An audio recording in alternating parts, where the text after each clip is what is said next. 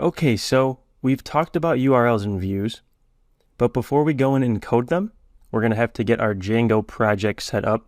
So open up an empty directory and open it with your code editor and open the terminal. So here I have VS Code open and the terminal open.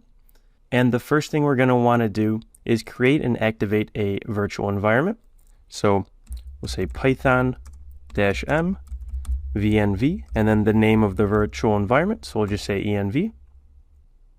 Perfect. So our virtual environment is created, and now we just have to activate it. So we can say source env/scripts/activate, and I'm clicking tab to complete the words. And then you should see that env word right here. That means that it's activated and we're ready to go. So now we can install Django. So pip install Django.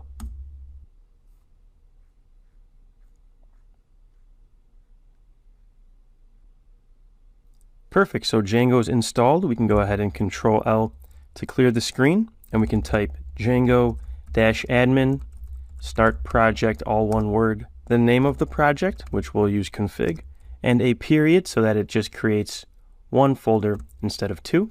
Click enter to create the project, and we can see that over here now we have our config folder, and it comes with some boilerplate files which are common across Django projects to help get us up and running.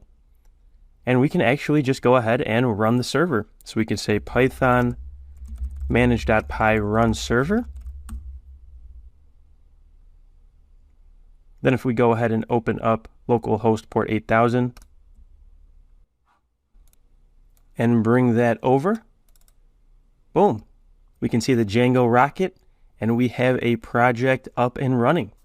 So awesome. So now that we have the project set up, in the next video we're going to dive into the URLs and views and actually return stuff to ourselves, the user.